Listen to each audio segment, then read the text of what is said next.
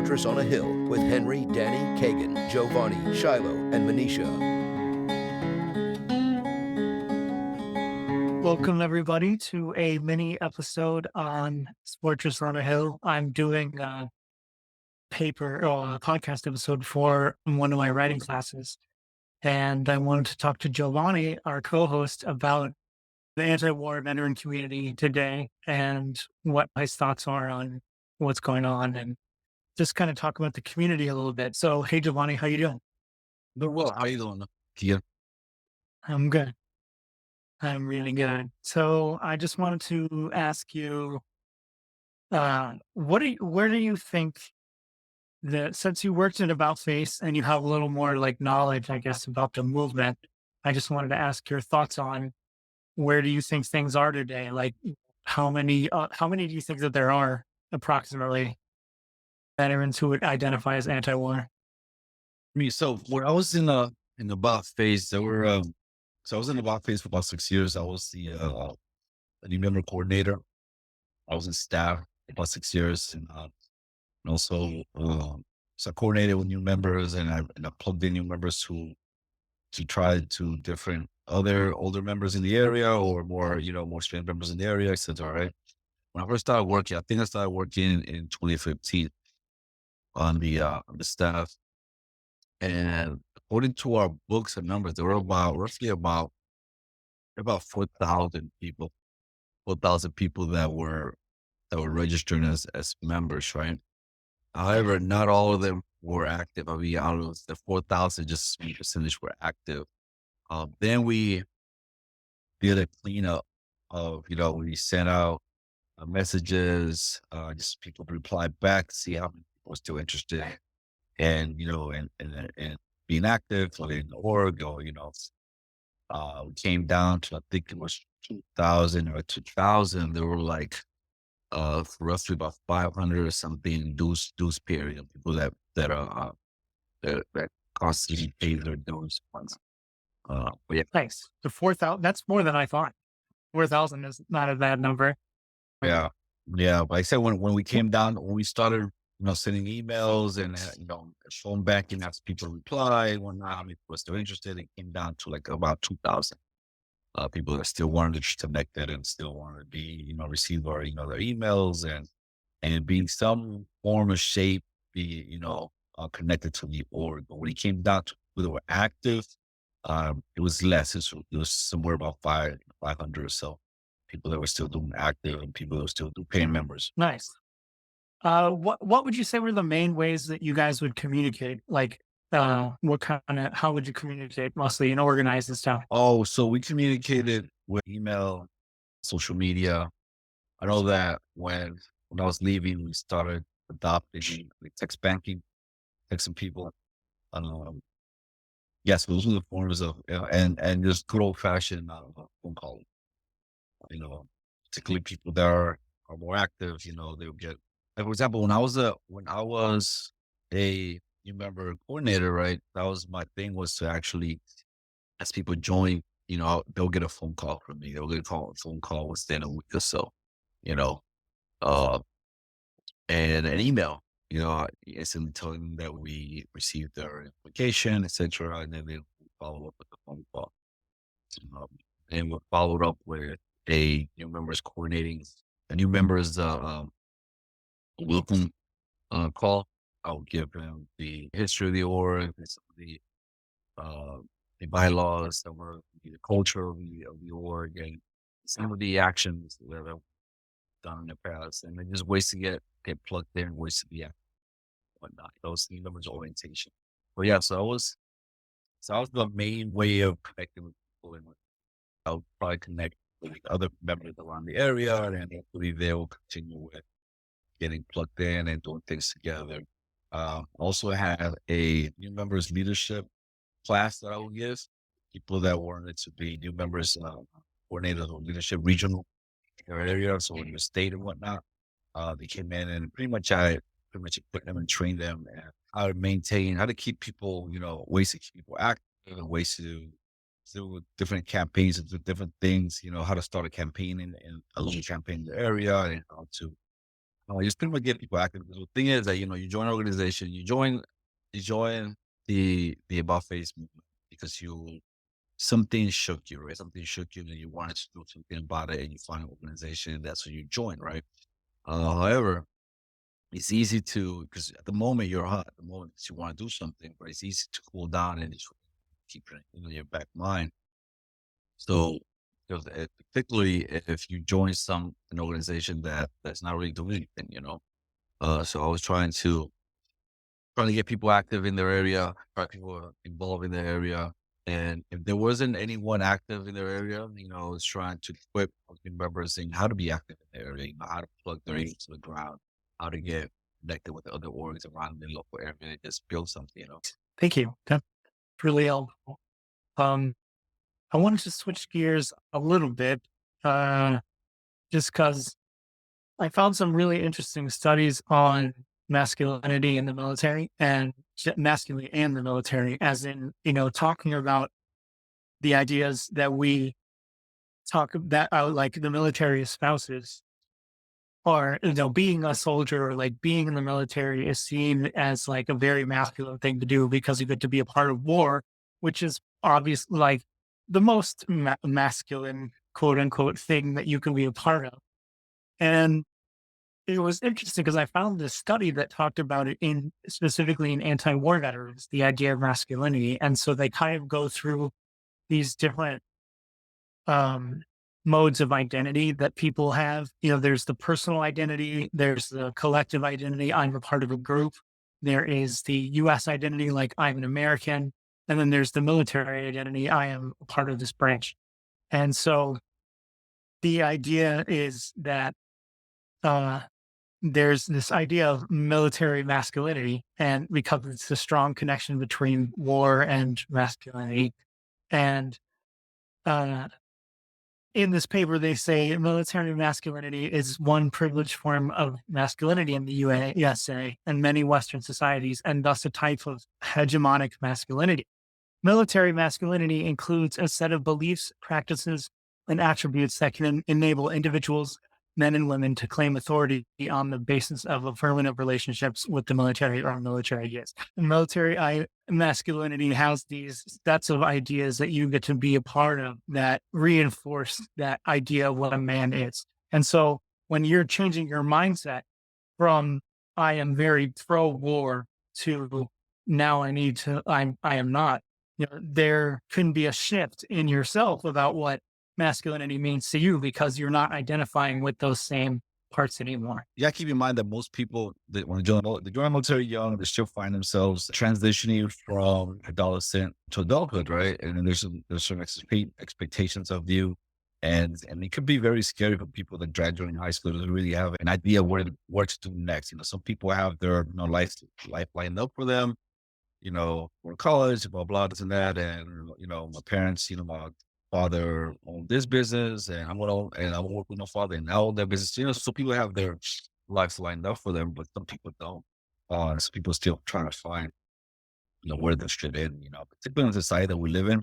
We live in a very, hyper individualistic society, a very liberal society in that sense that where the most important atom, the most important being is the self, right? That's what classical liberalism is, right? And but that goes really against against human nature, because we are as animals, we're a collective, right? We've always been collective since a species, since we're since we came out, right? We're always roaming in small families and bands, and from bands to class to tribes, to tribes to nation, right? Our society is very individualistic in the sense that it's easy to be lost. It's easy to feel lost. It's easy to not feel being a part of a larger group is kind of like calling. That's why people when they go to college, they join fraternities or sororities, right? Being part of a group. Yeah. So socialization. Yeah.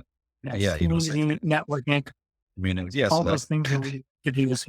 that is a condition. That is a something that's very innate, ingrained, and hardwired. And the culture we live in, a very individualistic culture, is very contradicting how we are wired. So when you join the military and you join that bondsmanship, particularly like I spent a lot of time in infantry, right? And in combat arms. So that is very bonding. I remember seeing older NCOs, like they love going to the field because it gives them opportunity to get away from their family, so it gives them a break from their family, right? And then that's same reason people go hunting, they go hunting with the guys, because they have that male bonding, right? So that's what the military represents to a lot of people. It reinforces that. But it also, depending on what kind of family you come from, it comes from a very conservative family, you come from a close knit family, where there's expectations of you as a young man. You're supposed to take care of your family. You're supposed to be a good citizen. You're supposed to take care of your community. You're supposed to be honest. You're supposed to be polite to your elders, et cetera, et cetera, et cetera. So you have these expectations, right? Which the military kind of uh, reinforces, and people that want to know if I'm getting off track of what you're trying to say, but that's one of the things that it that's one of the attractions that brings people to attract towards this institution or this society, because it's very close. It's a close knit society, because it's a microcosm in a way as well of the larger society. With the hierarchy, there's clear lines. There's kind of an expectation of you. You know what you're going to do the next day. We function better when there's structures than when there's chaos. So there's one thing that I remember saying, that people like to be told what to do. And what I mean is that there's a chaotic situation. Let's say there is a fire in a building. People are looking for, there's two ways to react to it, right? There's a fire in a building, people just running all over the place, just running, trampling over each other, right? Or there's just one person who take lead, right? And tell people, all right, guys, just line up. Let's go down the fire stairs and we'll meet outside in the parking lot, right? And then people just rally up and we just line up and then go down the stairs and they're in the park, and they'll find and they'll rally up in the parking lot, right? So there's two ways of seeing things, right? So most people respond to that type of to a type of leadership, particularly when a moment of chaos. And that's one of the things that people find, that structure that people find attractive to the military. Now, remember what I said earlier, that you grew up with certain values. You don't steal, you don't cheat, you don't lie. Some, particularly if you come from a family that hold those values, conservative families that hold those values, or whatnot. Then you find yourself that you participated in an action, and then you find yourself that you were lied to, that you were cheated, you were lied to. And that becomes a shock to the conscience of the person, right? Then people in the military are found with, particularly I'm thinking about this war, it's still called global war on terror, right? Which didn't make any sense to me, didn't make any sense from the beginning. Terrorism is a military tactic. How can you wage war in a military tactic? But yeah, when people find themselves in a situation when they feel that they were lied to, feel that they were taken advantage of, they feel that their innocence was taken away, they feel that they have certain sets of beliefs, that you're joining this institution because X, Y, and Z, but now you find yourself that you were just a tool. That could be a crash to reality of people. And there's two ways to deal with it. There's two ways that I've seen people deal with it. Is they suppress it, or they'll continue on with their careers. They retire and say they don't even think about it, right? And there's people that dwell on it, and there's people that is just too much severe, and they just end up leaving the military, right? Particularly, I'm talking about the community of the anti-war. But you still long for that sense of community. You just can't deal with the contradictions of the military, the destructiveness, the dehumanization of others. And then within the military, you see that as well, because now I was talking to one of my friends, and he was a little member, a face member, and he was a paratrooper. And we were talking to some civilians about the structure and the internal structure of the military. This kid that was thinking about joining the military. We were tabling at the university. And then what he was saying is that he was a paratrooper, he was a 82nd Airborne. So when you join the military, right, now you are part of this organization. You wear your uniform. Uniform represents authority. Sharpness represents some type of structure, some type of discipline, uniformity, right? But that's what the uniform represents. When you have that, you feel yourself, you're a higher caste of society. Now you see civilians as kind of as children, they don't know any better, they're innocent, blah, blah, blah, blah, right? And you're the protector, and now you wear the uniform, and you're kind of above, right? You're the super student now.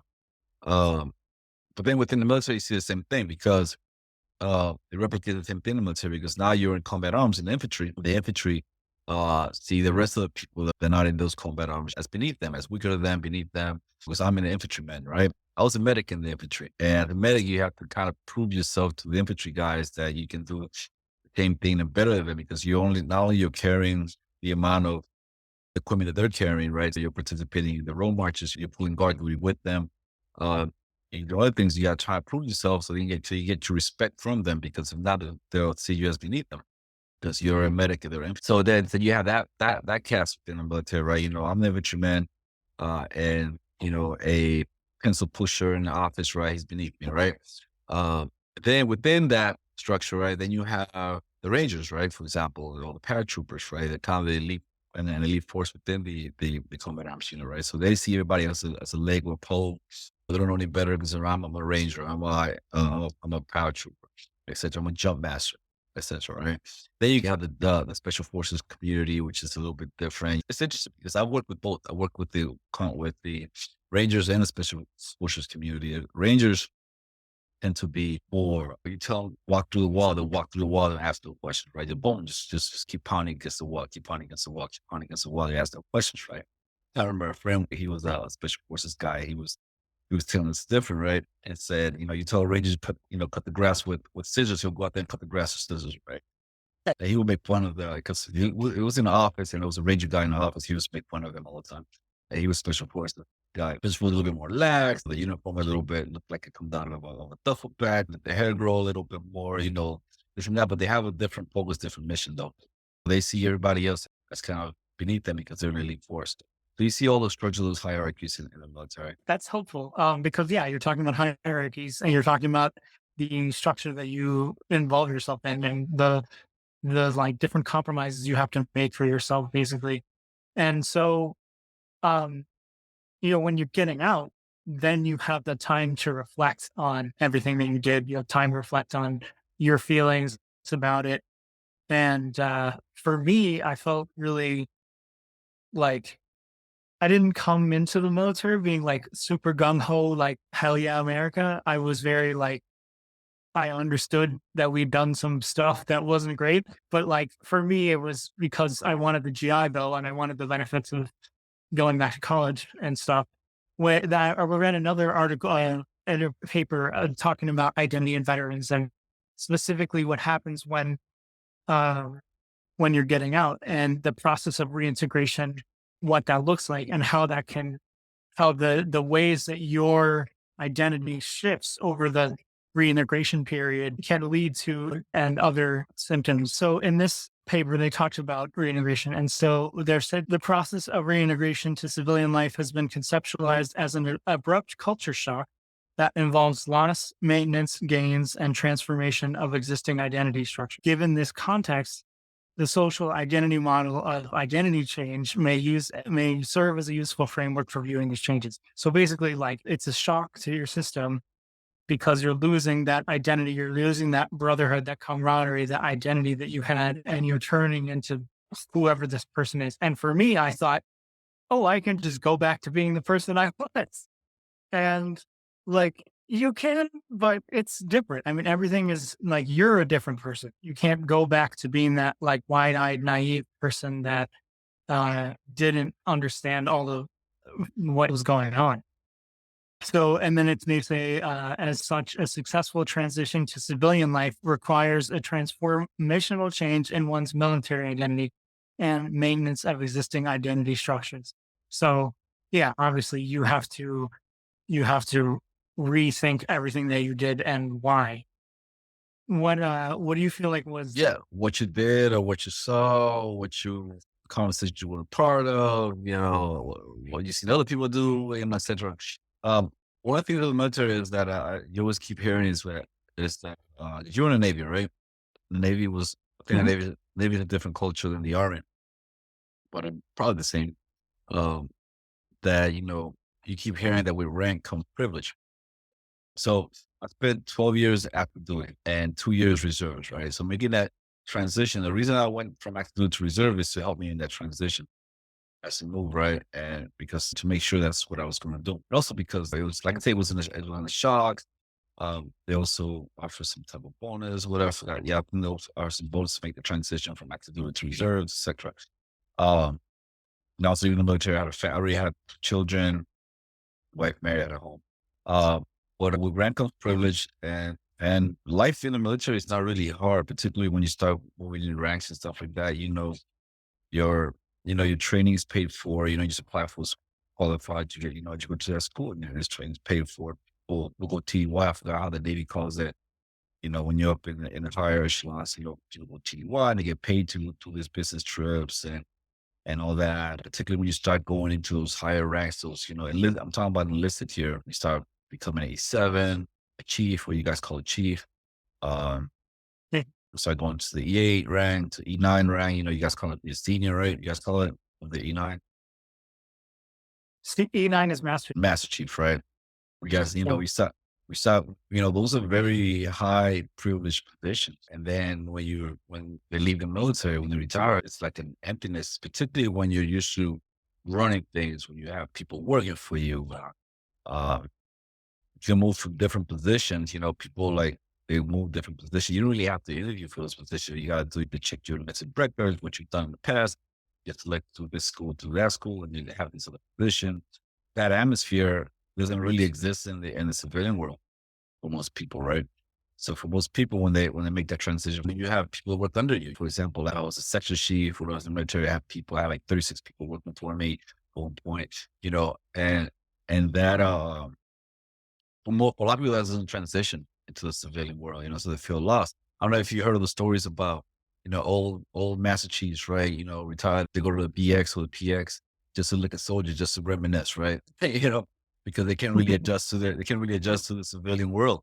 That's the thing. I find that people that left the military and, minus if they didn't take part of war and combat, they left the military, they did like 2 years or 3 years, 4 years, they got out. I find that they had an easier time to transition to civilian than people that did over 10 years and then got out. You kind of become institutionalized, um, in a sense. And Absolutely. you see that the civilian world doesn't really work that way. So you see a lot of people that spend a lot of time in the military. When they retire, when they get out, they look for other jobs that have similar structures. They join the police department, they join border patrol, they join security firms or whatever. This night they try to find the same kind of structures, fire department, same kind of structures that they have in the military. That's what I find. I mean, I said minus people that went to combat war, participate in deployment. They have it's a different dynamic. And now you're adding other stressors on top of it. You adding PTSD, you adding moral injury to it, uh, as well. Yeah, absolutely. Um, well, thank you so much for talking to me today. It was nice to get a little more insight into the community and just, your own personal experience of how you felt. And that would be, thanks so much for talking with me today. Money is tight these days for everyone. Penny pinching to make it through the month often doesn't give people the funds to contribute to a creator they support.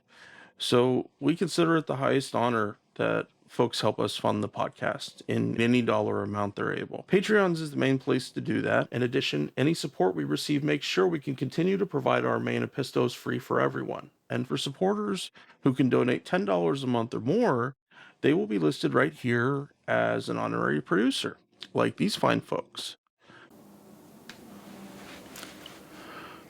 Fahim's Everyone Dream, Eric Phillips, Paul Appel, Julie Dupree, Thomas Benson, Janet Hansen, Ren Jacob, Scott Spalding, Spooky Tooth, Helgeberg, and Howard Reynolds. However, if Patreon isn't your style, you can contribute directly through PayPal at paypal.me/Fortress on a Hill. Or please check out our store on Spreadshirt for some great Fortress merch. We're on Twitter and Facebook.com@Fortress on a Hill. You can find our full collection of episodes at www.fortressonahill.com. Skepticism is one's best armor. Never forget it. We'll see you next time. Come on, you good people,